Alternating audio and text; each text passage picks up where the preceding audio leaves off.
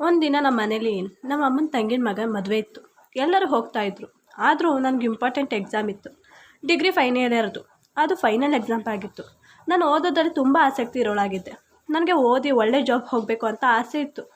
ನಮ್ಮ ಅಪ್ಪ ಅಮ್ಮ ಮೊದಲೇ ಮದುವೆ ಮಾಡಿಸ್ಬೇಕು ಅಂತ ಇದ್ದರು. ಆದರೆ ನಾನು ಓದಿ ಒಳ್ಳೆ ಜಾಬ್ಗೆ ಹೋಗಬೇಕು ಅಂತ ಹಠ ಹಿಡ್ತಿದ್ದೆ. ನನ್ನ ಅಪ್ಪ ಅಮ್ಮನಿಗೆ ನಾನು ಒಬ್ಬಳೇ ಮಗಳಾಗಿದ್ದೆ. 3 ಮಕ್ಕಳು ಗಂಡು ಮಕ್ಕಳಾಗಿದ್ದರು. ಕೊನೆ ಮಗಳು ಹೆಣ್ಣಾಗಿದ್ದೆ. ಅದಕ್ಕೆ ನನ್ನ ತುಂಬ ಮುದ್ದಾಟದಿಂದ ಕೊಂಡಾಟದಿಂದ ಬೆಳೆಸಿದ್ರು.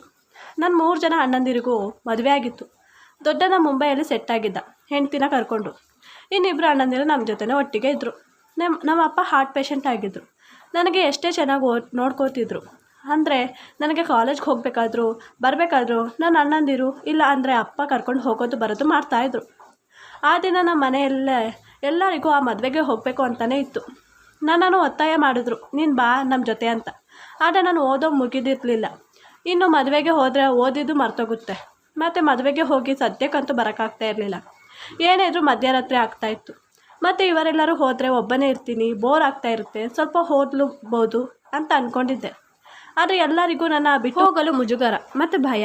ಆದರೆ ನೀವು ಹೋಗಿ, ನನಗೆ ಭಯ ಏನೂ ಇಲ್ಲ. ನೀವು ಹೋದ ತಕ್ಷಣ ನಾನು ಬಾಗಿಲು ಹಾಕ್ಕೊಂಡು ಓದ್ತಾ ಕೂತಿರ್ತೀನಿ.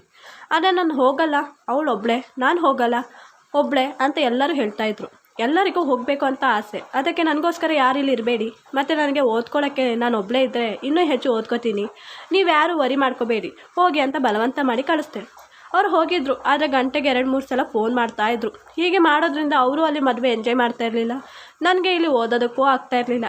ಅಪ್ಪ ಫೋನ್ ಮಾಡಿ ಸರಿಯಾಗಿ ಬಾಗಿಲು ಹಾಕ್ಕೊಂಡಿದ್ದೀಯಾ ಅಲ್ವಾ ಅಂತ ಹೇಳಿದ್ದಕ್ಕೆ, ಹಾಂ ಅಪ್ಪ, ನಾನು ಇನ್ನೂ ಚಿಕ್ಕ ಹುಡುಗಿನಾ? ಅಲ್ಲ, ಬಾಗಿಲು ಹಾಕ್ಕೊಂಡಿದ್ದೀನಿ. ಮತ್ತು ನೀವು ಇನ್ನೂ ಕಾಲ್ ಮಾಡಬೇಡಿ, ಅಲ್ಲಿ ಮದುವೆ ಎಂಜಾಯ್ ಮಾಡಿ, ನನಗೂ ಇಲ್ಲಿ ಓದೋದಕ್ಕೆ ಬಿಡಿ ಅಂತ ಹೇಳಿದೆ. ಹಾಗೆ ನಾನು ಓದ್ಕೋತಿದ್ದೆ. ಮತ್ತು ಓದಿ ಸ್ವಲ್ಪ ನಿದ್ದೆ ಬಂದ ಹಾಗೆ ಆಯಿತು. ಏನು ಮಾಡಿದೆ, ಸ್ವಲ್ಪ ಹೋಗಿ ಮಲ್ಕೊಂಡೆ. ಟೀ ಮಾಡಿ ಓದೋದಂತ ಮತ್ತೆ ಎದ್ದು ಕೂತ್ಕೊಂಡೆ. ಆಗ ಸರಿಯಾಗಿ 8 ಗಂಟೆ ಆಗಿತ್ತು. ನನಗೆ ಮೇಲಿನಿಂದ ಸೌಂಡ್ ಬಂತು, ಜಿಗಿಯೋ ಹಾಗೆ. ನಾನು ಮೊದಲು ಹೆದರ್ಕೊಂಡೆ. ಮತ್ತೆ ಅಂದ್ಕೊಂಡೆ ಬೇಕು ಅಂತ. ಸುಮ್ಮನೆ ಆಗಿ ಓದ್ತಾ ಇದ್ದೆ. ಸ್ವಲ್ಪ ಹೊತ್ತು ಆದಮೇಲೆ ಯಾರೋ ನಡೆಯುವ ಸೌಂಡು. ಯಾರು ಅಂತ ನೋಡಿದಾಗ ಅಲ್ಲಿ ಮನುಷ್ಯನ ನೆರಳು. ನಾನು ಯಾರು ಅಂದೆ. ಆಗ ಯಾರೂ ಇರಲಿಲ್ಲ. ಮತ್ತೆ ಮೆಲ್ಲಗೆ ಎದ್ದು ಹೋದೆ. ಹಿಂದೆಯಿಂದ ಯಾರೋ ನನ್ನ ಹಿಡ್ಕೊಂಡು ಬಾಯಿಗೆ ಕೈ ಮಡಗಿದ್ರು. ಮತ್ತು ಚಾಕು ಇತ್ತು. ಹೇಳಿದರು, ನೀನೀಗ ಸೌಂಡ್ ಮಾಡಿದ್ರೆ ನಾನು ಚಾಕುವಿನಿಂದ ನಿನ್ನ ಸಾಯಿಸ್ಬಿಡ್ತೀನಿ ಅಂತ. ಹಾಗೆ ಬಾಯಿಂದ ಕೈ ತೆಗೆದು, ಈ ಕಪಾಟಿನ ಕೀ ಎಲ್ಲಿದೆ ಹೇಳು ಅಂದ. ಆಗ ನಾನು, ಅದು ಇಲ್ಲಿಲ್ಲ, ನಮ್ಮಮ್ಮ ತಗೊಂಡು ಹೋಗಿದ್ದಾರೆ ಅಂದರು. ಅವನು ಕೇಳಿಲ್ಲ. ನಿನಗೆ ಗೊತ್ತು ಎಲ್ಲಿದೆ ಅಂತ ಹೇಳು ಅಂತ ನನ್ನ ಕುತ್ತಿಗೆಗೆ ಚಾಕುವಿನಿಂದ ಸ್ವಲ್ಪ ಗಾಯ ಮಾಡ್ದ. ನಾನು ಆ ನೋವಿನಿಂದ ತೋರಿಸ್ದೆ. ಮತ್ತು ನಾನು ಕಟ್ಟು ಹಾಕಿ ಎಲ್ಲ ತೆಗೆದು ಮಾಡ್ಕೋತಿದ್ದ. ನಾನು ಮೆಲ್ಲಗೆ ನನ್ನ ಫೋನ್ ತೆಗೆದು ರಿಂಗ್ ಮಾಡೋಷ್ಟರಲ್ಲಿ ಅವ್ನು ಫೋನ್ ತೆಗೆದು ಎಸ್ದ. ಅದು ಹೊಡೆದೋಯ್ತು. ಮತ್ತು ನನ್ನ ಹತ್ರ ಬಂದು, ನಿನಗೆ ಇಷ್ಟು ಕೊಬ್ಬು, ನಾನು ಚಿನ್ನ ದುಡ್ಡು ತೆಗೆದು ಹೋಗ್ತಾಯಿದ್ದೆ, ಆದರೆ ನೀನು ಅಂತ ಹೇಳ್ದ. ಆಗ ನಾನು, ಏನೂ ಮಾಡಬೇಡ, ನಿನಗೇನು ಬೇಕು ತಗೊಂಡು ಹೋಗು, ಈ ಮನೇಲಿ ಯಾರೂ ಇಲ್ಲ, ನನ್ನ ಬಿಟ್ಟು ಬಿಡು ಅಂದೆ. ಆಗ ನನಗೆ ಗೊತ್ತು ಈ ಮನೇಲಿ ಯಾರೂ ಇಲ್ಲ ಅಂತ. ನಾನು 1 ವಾರದಿಂದ ಈ ಮನೆಯನ್ನು ಗಮನದಲ್ಲಿಟ್ಟುಕೊಂಡಿದ್ದೀನಿ. ಮತ್ತು ಯಾರು ಎಲ್ಲಿಗೆ ಹೋಗ್ತಾರೆ, ಏನು ಎತ್ತ ಎಲ್ಲ ಗೊತ್ತಾಗಿ ಬಂದಿದ್ದು ಅಂತ ಎಲ್ಲ ಎತ್ತಿ ಮಡಗಿ, ನೀನು ನೋಡಲು ತುಂಬ ಚೆನ್ನಾಗಿದ್ದೀಯಾ, ಇನ್ನು ನಿನ್ನ ಹಾಗೆ ಬಿಟ್ಟರೆ ಸರಿಯಾರಲ್ಲ ಅಂತ ಹೇಳ್ತಾ ಇದ್ದ. ನಾನು, ಅಯ್ಯೋ ಅಪ್ಪ ಅಮ್ಮ ಬಂದಿದ್ರೆ ಆಗೋದು ಅಂತ ಬೇಡ್ಕೋತಿದ್ದೆ. ಆದರೆ ಅವನು ನನ್ನ ಜೊತೆ ಬಲವಂತವಾಗಿ, ನಾನು ನೋವಿನಿಂದ ಈ ಕಡೆ ಕಿರುಚಾಡಲು ಆಗ್ತಾ ಇರಲಿಲ್ಲ. ಮತ್ತು ಅವನು ಹೊಟ್ಟೋದ. ನನ್ನ ಸ್ಥಿತಿ ನೋಡೋದಕ್ಕೂ ಆಗ್ತಾ ಇರಲಿಲ್ಲ. ಅವ್ನು ಬೇಕು ಅಂತಲೇ ನನ್ನ ಮೈಯಲ್ಲೆಲ್ಲ ತುಂಬ ಗುರುತುಗಳು ಮಾಡಿದ್ದ. ನಾನು ಫೋನ್ ಮಾಡೋ ಪ್ರಯತ್ನ ಮಾಡಿದ್ದಕ್ಕೆ ನಾನು ಅಳುತ್ತಾ ನೋವಲ್ಲಿ ಕೂತಿದ್ದೆ. ಅಷ್ಟರಲ್ಲಿ ಬೆಲ್ ಹೊಡೆಯೋ ಸೌಂಡ್. ಮೊದಲು ಹೆದರ್ಕೊಂಡೆ.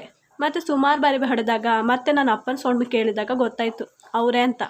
ಆದರೆ ನನ್ನ ಈ ಸ್ಥಿತಿಯಲ್ಲಿ ನೋಡಿದ್ರೆ ನನ್ನ ಅಪ್ಪನಿಗೆ ಅಲ್ಲೇ ಹಾರ್ಟ್ ಅಟ್ಯಾಕ್ ಆಗುತ್ತೆ. ನನ್ನ ಅಪ್ಪನಿಗೋಸ್ಕರ ನೋವಿನಿಂದನೇ ಬೇಗ ಬಟ್ಟೆ ಬದಲಾಯಿಸಿ ಮೆಲ್ಲಗೆ ಹೋಗಿ ಬಾಗಿಲು ತೆಗೆದೆ. ನನ್ನ ಮುಖ ನೋಡಿ, ಯಾಕಿಷ್ಟು ಹೊತ್ತು ಡೋರ್ ತೆಗೆಯೋಕ್ಕೆ ಅಂದರು. ಆಗ ಅದು ಮಲಗಿದ್ದೆ ಅಂದೆ. ಮತ್ತು ಯಾರ ಜೊತೆನೂ ಏನೂ ಮಾತಾಡೋಕ್ಕಾಗ್ತಾ ಇರಲಿಲ್ಲ. ನನ್ನ ಜೊತೆ ಆಗಿದ್ದು ಹೇಗೆ ಹೇಳಿ ಅಂತ ಅಂದ್ಕೊಂಡಿದ್ದೆ. ಆಗ ಅಮ್ಮ, ನಿನಗೆ ಊಟ ಇಸ್ಕೊಂಡು ಬಂದಿದ್ದೀನಿ, ನೀನು ಊಟ ಮಾಡು ಅಂದರು. ಆಗ ಇಲ್ಲ, ನಾನು ಊಟ ಮಾಡಿದೆ, ನನಗೆ ನಿದ್ದೆ ಬರ್ತಾಯಿದೆ, ನಾಳೆ ಬೇಗ ಎದ್ದೇಳಬೇಕು, ಮಲ್ಕೋತೀನಿ ಅಂತ ಹೇಳಿ ರೂಮ್ಗೆ ಹೋದೆ. ಆದರೆ ಆ ರಾತ್ರಿ ತುಂಬ ಅಳುತ್ತಾ ಕಳೆದೆ. ಹೇಗೆ ಬೇರೆಯವ್ರ ಹತ್ರ ಹೇಳ್ಕೊಳ್ಳೋದು ಅಂತ ಗೊತ್ತಾಗ್ತಾನೆ ಇರಲಿಲ್ಲ. ಹೇಳಿ ನನ್ನ ಅಪ್ಪನಿಗೆ ಗೊತ್ತಾದರೆ ನನ್ನ ಅಪ್ಪ ಅಂತ ಯೋಚನೆ ಮಾಡ್ತಾ ಇದ್ದೆ. ಮತ್ತು ನನ್ನ ಅಮ್ಮ ನನ್ನ ಮದುವೆಗೆ ಅಂತ ಸ್ವಲ್ಪ ದುಡ್ಡು ಚಿನ್ನ ಮಾಡಿ ಮಡಗಿದ್ರು. ಅದೆಲ್ಲ ಇರಲಿಲ್ಲ. ಈಗ ಗೊತ್ತಾದರೆ ಅಂತ ಅಂದ್ಕೊಳ್ಳೋಷ್ಟರಲ್ಲಿ ಅಮ್ಮ ಕೂಗೋಸೋಣ, ಅಯ್ಯೋ ಚಿನ್ನ ದುಡ್ಡು ಕಾಣ್ತಾ ಇಲ್ಲ ಅಂತ. ಆಗ ನನಗೆ ಹೆದರಿಕೆ ಆಯಿತು. ಇದನ್ನು ಕೇಳಿದ್ದೆ ಅಪ್ಪನಿಗೆ ಹಾರ್ಟ್ ಅಟ್ಯಾಕ್ ಆಗೋಯ್ತು. ಅಪ್ಪನನ್ನು ಆಸ್ಪತ್ರೆಗೆ ಕರ್ಕೊಂಡು ಹೋದ್ವಿ. ಅಪ್ಪ ಸೀರಿಯಸ್ ಆಗಿದ್ದರು. ಎಲ್ಲರಿಗೂ ಇದರ ಮಧ್ಯದಲ್ಲಿ ನನ್ನ ಜೊತೆ ಹೀಗೆ ಆಗಿದೆ ಅಂತ ಹೇಳಿದ್ರೆ ಅಪ್ಪ ಸತ್ತೇ ಹೋಗ್ತಾರೆ. ಇನ್ನು ಅಣ್ಣ ಹೋಗಿ ಪೊಲೀಸ್ ಕಂಪ್ಲೇಂಟ್ ಕೊಟ್ಟಿದ್ರು. ಮತ್ತು ನನ್ನ ಹತ್ರ ಕೇಳಿದ್ರು, ಯಾರಾದರೂ ಬಂದಿದ್ರಾ, ಏನು ಎತ್ತ ಅಂತ. ನಾನು ಆಗ ಸುಳ್ಳು ಹೇಳಿದ್ದೆ. ನನಗೆ ಸ್ವಲ್ಪ ಡೌಟ್ ಇತ್ತು, ಅದನ್ನು ಕ್ಲಿಯರ್ ಮಾಡೋಕ್ಕೆ ಅಂತ ಫ್ರೆಂಡ್ ಮನೆಗೆ ಹೋಗಿದ್ದೆ. ಆಗ ಯಾರಾದರೂ ಬಂದಿರ್ಬೋದು ಅಂತ ಹೇಳಿದೆ. ಮಾರನೇ ದಿನ ನನಗೆ ಇಷ್ಟ ಇರಲಿಲ್ಲ, ಅಮ್ಮನ ಒತ್ತಾಯದಿಂದ ಎಕ್ಸಾಮ್ಗೆ ಹೋಗಿದ್ದೆ. ಅಲ್ಲಿಗೆ ಹೋಗಿ ಇದೇ ಯೋಚನೆ, ನನಗೆ ಎಕ್ಸಾಮಲ್ಲಿ ಸರಿಯಾಗಿ ಬರೆಯೋಕ್ಕೆ ಆಗ್ತಾಯಿರಲಿಲ್ಲ. ಆದರೆ ಅಲ್ಲಿಯ ಪೊಲೀಸ್ ಯಾರು ಕಂಪ್ಲೇಂಟ್ ಕೊಟ್ಟರು ಅದನ್ನು ಕೇರ್ಲೆಸ್ ಮಾಡ್ತಾಯಿದ್ರು. ಹಾಗೆ 2-3 ದಿನ ಆದಮೇಲೆ ಅಪ್ಪ ಡಿಸ್ಚಾರ್ಜ್ ಆಗಿತ್ತು. ಆದರೆ ಡಾಕ್ಟರ್ ಹೇಳಿದರು, ಇನ್ನೂ ಒಂದು ಸಲ ಹಾರ್ಟ್ ಅಟ್ಯಾಕ್ ಆದರೆ ಜೀವ ಉಳಿಯಲ್ಲ ಅಂತ. ಆಗ ನಾನು ಹೋಗಿ ಎಕ್ಸಾಮ್ ಕೊಟ್ಟು ಬರ್ತಾಯಿದ್ದೆ. ಒಂದು ದಿನ ನನ್ನ ಫ್ರೆಂಡ್ ಅಣ್ಣ ಬಂದಿದ್ದ. ಯಾವಾಗಲೂ ಅವನು ನನ್ನ ಫ್ರೆಂಡ್ನ ಪಿಕ್ ಮಾಡಲು ಬರ್ತಾ ಇರ್ತಾನೆ. ಆದರೆ ನಾನು ಒಂದು ಸಲನೂ ಮಾತಾಡ್ತಾನೆ ಇರಲಿಲ್ಲ. ನನ್ನ ಮುಂದೆ ಅವಳು ಯಾಕೆ ಸಪ್ಕೆ ಇದ್ದಾಳೆ ಅಂತ ಕೇಳ್ತಾ ಇದ್ದ. ಆದರೆ ಅವಳು ನನಗೆ ಗೊತ್ತಿಲ್ಲ, ನಾನು ಕೇಳಿದ್ರೆ ಏನೂ ಹೇಳ್ತಾ ಇಲ್ಲ ಅಂದು. ಅದು ನನಗೆ ಕೇಳ್ತಾ ಇತ್ತು. ಆದರೆ ನಾನು ನನ್ನ ಪಾಡಿಗೆ ಹೊಟ್ಟೋದೆ. ಮತ್ತೊಂದು ದಿನ ಅವನೇ ಯಾಕೆ ಏನಾಯಿತು, ಯಾಕೆ ಸಪ್ಕಿದ್ಯಾ ಅಂತ ಹೇಳ್ದ. ಆಗ ಯಾಕೂ ಇಲ್ಲ, ಇದೆಲ್ಲ ನಿಮಗೆ ಯಾಕೆ, ನೀವು ನನ್ನ ಫ್ರೆಂಡ್ ಅಣ್ಣ, ನಂದಲ್ಲ ಅಂತ ಹೇಳಿದೆ. ಆಗ ಹಾಂ, ನಾನು ಅವಳಣ್ಣ, ನಿಂದು ಅಂತ ಹೇಳ್ದ. ಆಗ ನಾನು ಅವನ್ನ ನೋಡಿದೆ. ಆಗ ಅವನು ಏನೂ ಇಲ್ಲ ಅಂತ ಹೊಟ್ಟೋದ. ಕೊನೆ ದಿನ ಎಕ್ಸಾಮ್ ಇತ್ತು. ಅದೆಲ್ಲ ಮುಗಿದು ಮನೆಗೆ ಹೋಗಬೇಕಾದ್ರೆ ಅವಳ ಅಣ್ಣ ಬಂದ. ಮತ್ತೆ ಹೇಳ್ದ, ನಿಂತ್ಕೋ, ನಿನ್ನ ಜೊತೆ ಮಾತಾಡಬೇಕು ಅಂದ. ಆಗ ನನಗೆ ಏನು ಮಾತಾಡೋಕ್ಕೆ ಇಷ್ಟ ಇಲ್ಲ ಅಂತ ಹೇಳಿದೆ. ಹೋಗ್ತಾ ಇದ್ದೆ. ಆಗ ಅವನು ನನ್ನ ಕೈಯನ್ನು ಹಿಡಿದು ಎಳೆದು ನಿಂತ್ಕೋ ಅಂತ ಹೇಳ್ದ. ಆಗ ನಾನು ಮೊದಲೇ ತುಂಬ ಟೆನ್ಷನಲ್ಲಿದ್ದೆ. ಅವ್ನು ಕೆನ್ನೆಗೆ ಒಂದು ಹೊಡೆದೆ. ನಿನ್ಗೆ ಎಷ್ಟು ಅಧಿಕಾರ ನನ್ನ ಕೈ ಹಿಡಿಯೋಕ್ಕೆ ಅಂತ ಹೇಳಿ ಹೋದೆ. ಆದರೆ ರಾತ್ರಿ ನನಗೆ ತುಂಬ ಗಿಲ್ಟ್ ಫೀಲ್ ಆಗ್ತಾಯಿತ್ತು. ನನ್ನ ಫ್ರೆಂಡ್ ಉಷಾಗೆ ಫೋನ್ ಮಾಡಿ, ನೀನು ಅಣ್ಣನ ಹತ್ರ ಸಾರಿ ಕೇಳಬೇಕು, ನೀನು ನನ್ನ ಕಡೆಯಿಂದ ಸಾರಿ ಹೇಳಿಬಿಡು ಅಂತ ಹೇಳಿದೆ. ಆಗ ಅವಳು, ಇಲ್ಲ ನೀನೇ ಅವನಿಗೆ ಸಾರಿ ಹೇಳು ಅಂತ ನಂಬರ್ ಕೊಟ್ಟಿದ್ಲು. ನನಗೆ 2 ಮನಸ್ಸು, ಮಾಡಲಾ ಬೇಡವಾ ಅಂತ. ಕೊನೆಗೆ ಮಾಡಿದೆ. ಅವ್ನು ಹೇಗೆ ಮಾತಾಡ್ದ ಅಂದರೆ, ನನ್ನ ನಂಬರ್ ಅಂತ ಗೊತ್ತಿದ್ದ ಹಾಗೆ ಹಲೋ ಅಂದ. ಹಲೋ ಹೇಳು ಶಾಲಿನಿ ಅಂತ ಹೇಳ್ದ. ಆಗ ನಾನು ಏನೂ ಇಲ್ಲ, ನಿಮ್ಮ ಹತ್ರ ಸಾರಿ ಕೇಳಬೇಕಿತ್ತು, ಅದಕ್ಕೆ ಕಾಲ್ ಮಾಡಿದೆ, ಸಾರಿ ಅಂದೆ. ಆಗ ಇಸ್ ಓಕೆ, ಅದು ಇದರಲ್ಲಿ ನಿನ್ನ ತಪ್ಪಿಲ್ಲ, ನಾನು ನಿನ್ನ ಕೈ ಹಿಡಿದಕ್ಕೆ ತಾನೇ ನೀನು ಹಾಗೆ ಮಾಡಿದ್ದು, ನಮ್ಮ ತಪ್ಪು ಅಂತ ಹೇಳ್ದ. ಆಗ ಆಯಿತು, ನಾನು ಮಡಗ್ತೀನಿ ಅಂತ ಹೇಳಿದೆ. ಆಗ ಒಂದೇ ಒಂದು ನಿಮಿಷ ನನ್ನ ಮಾತು ಕೇಳು ಅಂದ. ಆಗ ನನಗೆ ಇಂಟ್ರೆಸ್ಟ್ ಇಲ್ಲ, ಆದರೂ ಕೇಳೋ ಪರಿಸ್ಥಿತಿಯಲ್ಲಿದ್ದೆ. ಅವನು, ನೋಡು, ನೀನು ಅಂದರೆ ನನಗೆ ತುಂಬ ಇಷ್ಟ, ನಾನು ನಿನ್ನ ಮೊದಲು ಯಾವತ್ತೂ ನೋಡಿದ್ನೋ ಆಗ್ಲಿಂದ ನಿನ್ನ ಪ್ರೀತಿ ಮಾಡ್ತಾ ಇದ್ದೀನಿ. ಆದರೆ ನಿನ್ನ ಜೊತೆ ಹೇಳಲು ಪ್ರಯತ್ನ ಮಾಡ್ತಿದ್ದೆ, ಆದರೆ ಧೈರ್ಯ ಬರ್ತಾ ಇರಲಿಲ್ಲ. ಎಲ್ಲಿ ನೀನು ರಿಜೆಕ್ಟ್ ಮಾಡ್ತೀಯಾ ಅಂತ. ನಿನ್ನ ಪ್ರಾಣಕ್ಕಿಂತ ಹೆಚ್ಚಾಗಿ ಪ್ರೀತಿ ಮಾಡ್ತಾ ಇದ್ದೀನಿ. ಪ್ಲೀಸ್ ನೀನು ನಿರಾಕರಿಸ್ಬೇಡ. ನನಗೆ ಮುಂದೆ ನೀನು ಇಲ್ಲದೆ ಜೀವನ ಇಮ್ಯಾಜಿನ್ ಮಾಡೋಕ್ಕೆ ಆಗ್ತಾಯಿಲ್ಲ. ಆಗ ನನಗೆ ಇಷ್ಟ ಇಲ್ಲ ಅಂದೆ. ಆಗ ನೀನು ಬೇರೆ ಯಾರನ್ನಾದರೂ ಇಷ್ಟಪಡ್ತಾ ಇದೆಯಾ ಅಂತ. ಆಗ ನಾನು ಯಾರನ್ನೂ ಇಷ್ಟಪಡ್ತಾ ಇಲ್ಲ, ನನಗೆ ಯಾರ ಜೊತೆನೂ ಮದುವೆ ಮಾಡ್ಕೊಳ್ಳೋಕೆ ಇಷ್ಟ ಇಲ್ಲ ಅಂತ ಕಟ್ ಮಾಡಿದೆ.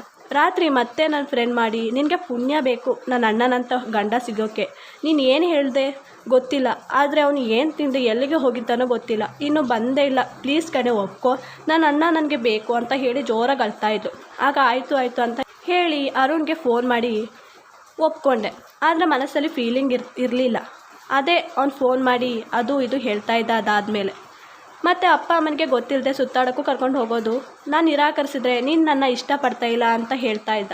ನಾನು ಅವನ ಜೊತೆ ಬೆರಿತಾ ಅವನನ್ನು ಇಷ್ಟಪಡಲು ಸ್ಟಾರ್ಟ್ ಮಾಡಿದೆ. ಆದರೆ ಅವನು ಯಾವಾಗ ಮದುವೆ ವಿಷಯ ಮಾತಾಡಿದಾಗಲೂ ನಿರಾಕರಿಸ್ತಿದ್ದೆ. ಮತ್ತು ಭಯ ಆಗ್ತಾಯಿತ್ತು, ಎಲ್ಲಿ ಅವನಿಗೆ ಎಲ್ಲ ಗೊತ್ತಾಗಿ ಮತ್ತೆ ನನ್ನ ಮಾನ ಮರ್ಯಾದೆ ಅಂತ ಅಂದ್ಕೊಂಡು ಒಂದಿನ ನನಗೆ ಇನ್ನೂ ಕಾಯೋಕ್ಕಾಗಲ್ಲ ಅಂತ ಹೇಳ್ದ. ನಾನು ಅಪ್ಪ ಅಮ್ಮನನ್ನು ಕರ್ಕೊಂಡು ಬರ್ತೀನಿ ನಿನ್ನ ಕೇಳೋಕ್ಕೆ ಅಂತ.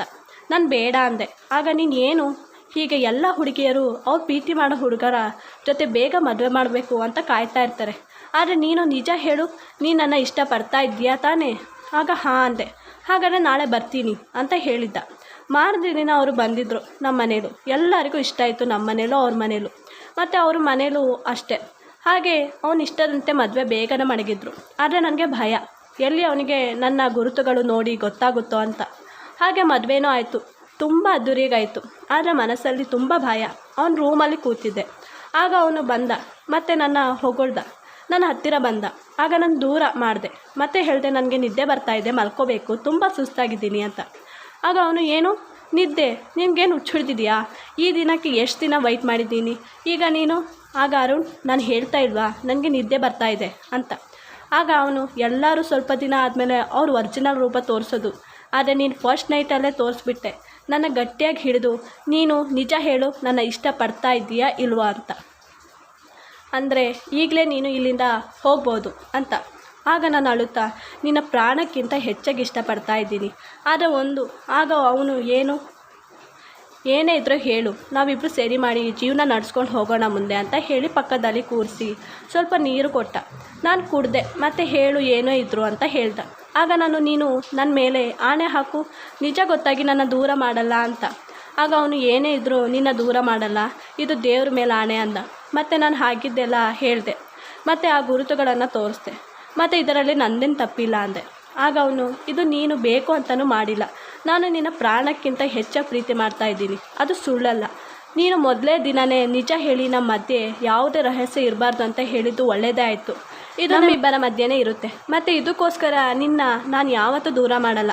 ಇದರಿಂದ ನೀನು ಎಷ್ಟೋ ದುಃಖದಿಂದ ಬದುಕಿದ್ದೀಯಾ, ಈಗ ಅದೆಲ್ಲ ಮರೆಯೋ ಟೈಮ್. ನಾನು ಪ್ರೀತಿಯಲ್ಲಿ ಎಲ್ಲ ಮರೆತು ನೀನು ಹ್ಯಾಪಿಯಾಗಿ ಮುಂದೆ ಜೀವನ ಮಾಡ್ತೀಯ ಅಂತ ನನ್ನ ಒಪ್ಕೊಂಡ. ನನಗೂ ಅವನ ಜೊತೆ ಶೇರ್ ಮಾಡಿ ತುಂಬ ರಿಲೀಫ್ ಆಯಿತು. ಆಗ್ಲಿಂದ ನಾನು ಅವನ ಜೊತೆ ತುಂಬ ಚೆನ್ನಾಗಿ ಜೀವನ ಮಾಡ್ತಾಯಿದ್ದೀನಿ, ಮತ್ತು ದೇವ್ರ ಹತ್ರ ಬೇಡ್ಕೊತಾ ಇರ್ತೀನಿ ಯಾವಾಗಲೂ, ಆ ರಾಕ್ಷಸನಿಗೆ ನೀನೇ ಶಿಕ್ಷೆ ಕೊಡು, ಅವ್ನು ಯಾವತ್ತೂ ನೆಮ್ಮದಿಯಾಗಿ ಜೀವನ ಮಾಡಬಾರ್ದು, ಅವ್ನು ನರಳಿ ಸಾಯಬೇಕು ಅಂತ. ಈ ವಿಡಿಯೋ ಇಷ್ಟವಾಗಿದ್ದಲ್ಲಿ ಪ್ಲೀಸ್ ನನ್ನ ಚಾನಲ್ನ ಲೈಕ್ ಆ್ಯಂಡ್ ಸಬ್ಸ್ಕ್ರೈಬ್ ಮಾಡಿ.